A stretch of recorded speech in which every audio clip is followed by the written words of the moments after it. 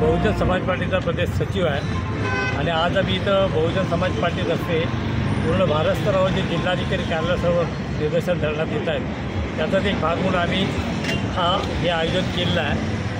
बंधूंनो, संसदेमध्ये अमित शहानी अत्यंत बेताळ वक्तव्य केलं आहे। त्यांनी बाबासाहेब म्हणण्याऐवजी देवाचं स्मरण केलं असतं तर स्वर्गप्राप्त झाली असती असं जे बोलले त्याचा आम्ही धिक्कार करायला आलो आहे। कारण आम्हाला जो स्वर्ग प्राप्त झाला आहे तो 1950च्या संविधानामुळेच प्राप्त झाला आहे।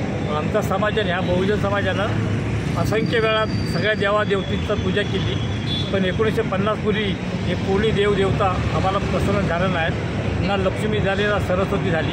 आम्हाला संविधानामुळंच आम्हाला जे काही मिळालं हक्क अधिकार ते संविधानामुळे मिळाले आहेत आणि ते संविधान बाबासाहेबांच्या महात्मा फुले शाहू महाराज आणि बाबासाहेबांच्या संघर्षामुळे मिळालं आहे आणि त्याच्यामुळं आमच्या महामानवाचा जो अपमान होतो आहे तो धिक्कारनीय आहे। आणि म्हणून आम्ही अमित शहाच्या विरोधात ही पूर्ण भारत स्तरावर आज बहुजन समाज पार्टी धिक्कार करते।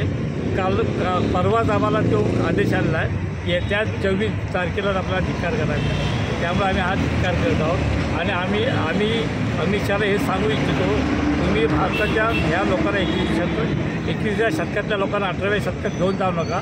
तुम्ही गृहमंत्री आहात तर गृहमंत्री हा विज्ञानवादी असला पाहिजे।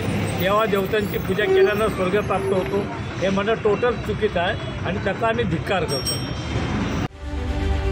रत्नागिरी 24 न्यूज चॅनलला आताच सबस्क्राइब करा आणि शेअर करायला विसरू नका।